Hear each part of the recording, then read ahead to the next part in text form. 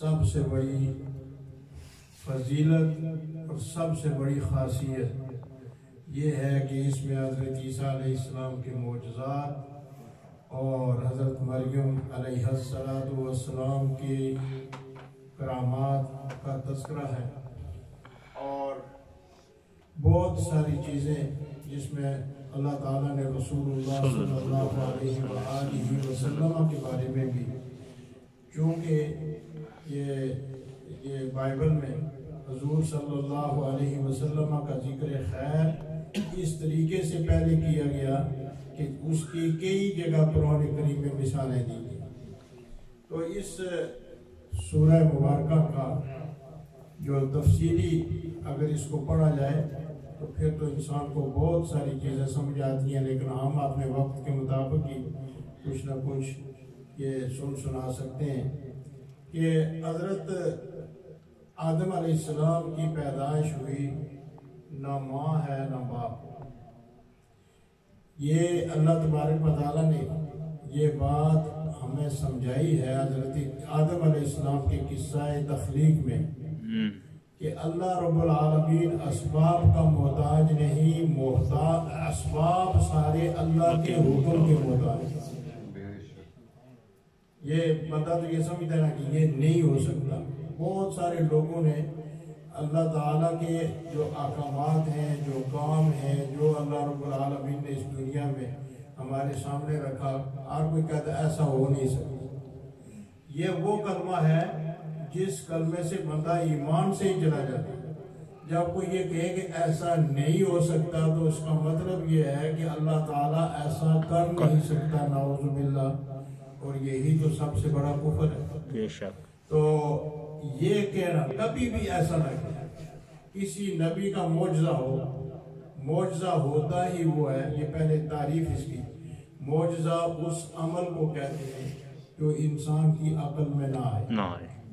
جسے انسان کی عقل سمجھ نہ سکے اس کو معجزہ کہتے ہیں. اور کرامت کی بھی یہی تعریف ہے کہ جو انسان کو سمجھ میں نہ آئے، انسان کی عقل میں نہ آئے، اس کو کرامت کہتے ہیں. اب معجزہ اور کرامت تعریف تو ایک ہے، لیکن اس میں فرق کیا ہے؟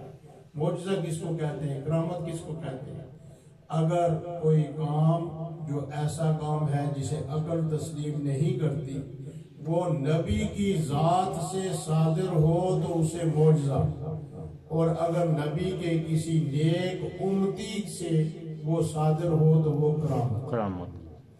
یعنی نبی کی اس طرح جو بات ہے جو انسان کی عقل میں نہیں آتی، اگر اس کے پیچھے نبی کی ذات ہے، نبی کی ذات سے یہ چیزیں صادر ہوئی ہیں تو اس کو معجزہ کہتے ہیں. انبیاء کی جتنی بھی چیزیں وہ سارے معجزے ہیں.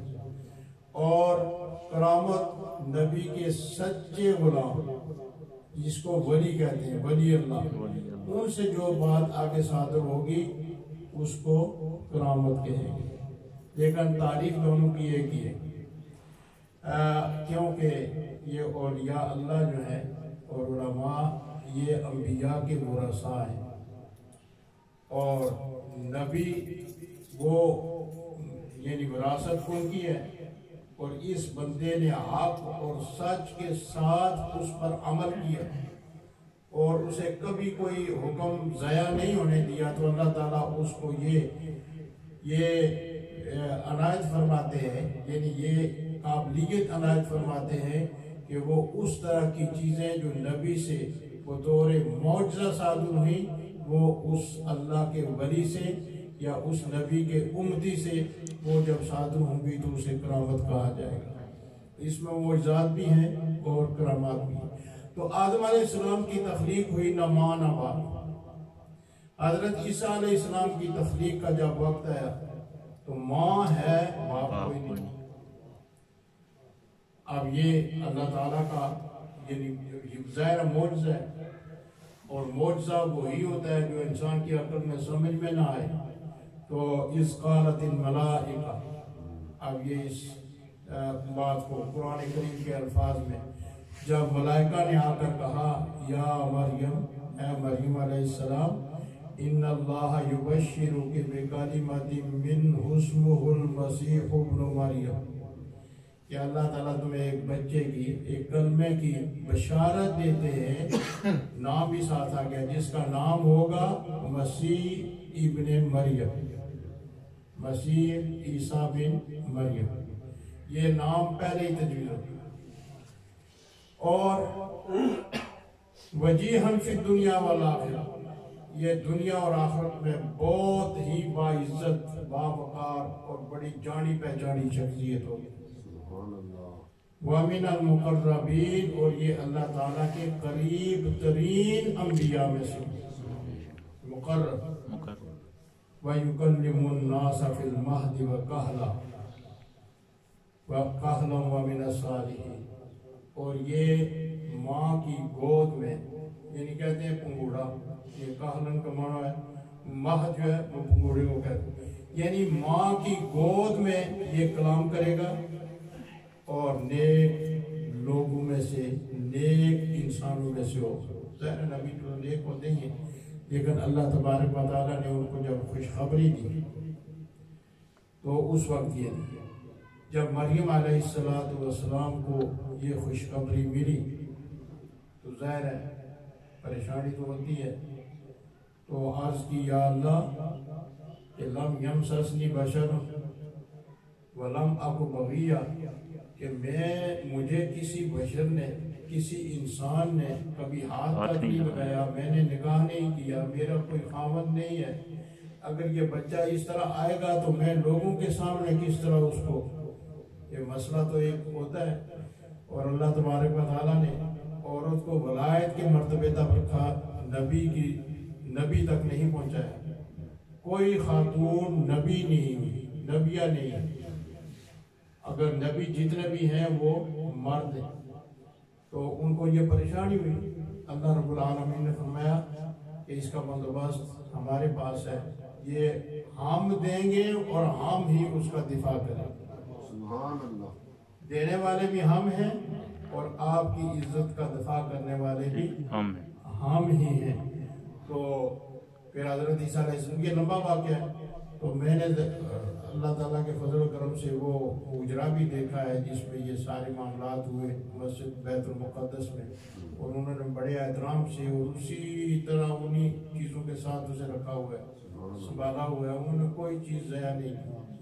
کسی بھی قبر کا، وہاں صحابہ کرام کی قبریں بھی ہیں، لیکن انہوں نے کسی بھی قبر کی تختی کو بھی مندم نہیں ہونے دی، ہر سال وہ اس کو ریڈیو کرتے ہیں۔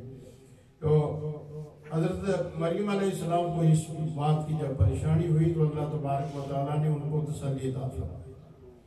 پھر حضرت زکریا علیہ السلام، انہوں نے آپ کو وہاں ان کے ذمہ آپ کی پرورش لگی، اور انہوں نے ان کو آپ ایک مخصوص حجرے میں ٹھہرایا، اور وہ صبح و شام آتے اور ان کی آ کر خیر خبرگیری کرتے۔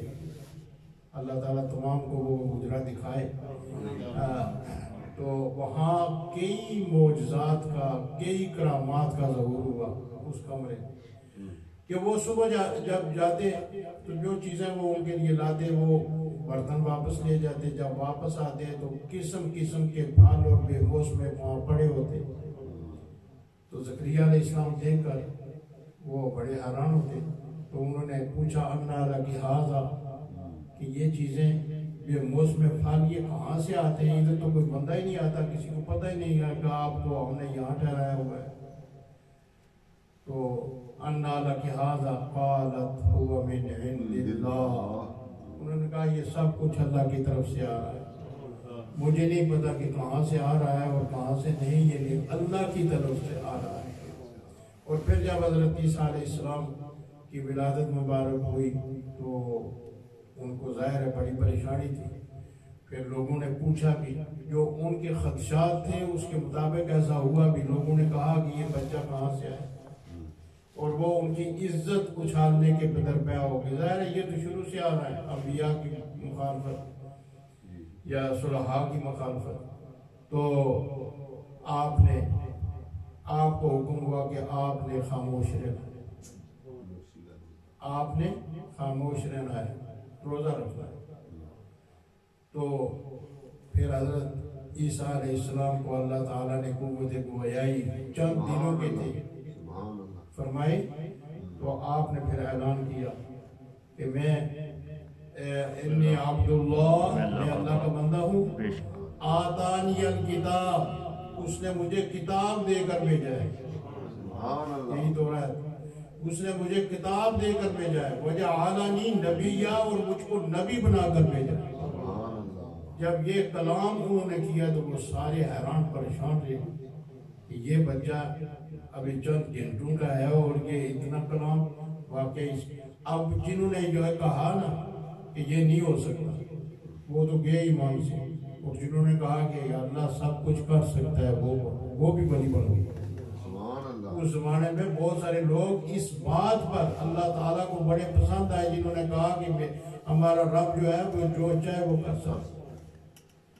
تو پھر حضرت عیسیٰ علیہ السلام کو اللہ تبارک و تعالیٰ نے بہت سارے معجزات عطا فرمائے۔ ان میں یہ دیکھیں نا، یہ ایک معجزہ آپ کی ولادت ہی معجزاتی ہے، اور پھر آگے انی اخلق لکم من الطین کہیئۃ الطیر فانفخ فیہ فیکون طیرا باذن اللہ۔ آپ نے فرمایا کہ اللہ تعالیٰ نے مجھے یہ قوت عطا فرمائی ہے، یہ کرم فرمایا ہے کہ میں اگر ایک مٹی سے پرندے کی شکل بناؤں، یعنی گارے نہ، تو پھر میں اس میں پھونک ماروں تو وہ تو پرندہ بن کر اڑنا شروع ہو جائے گا اللہ کے حکم سے۔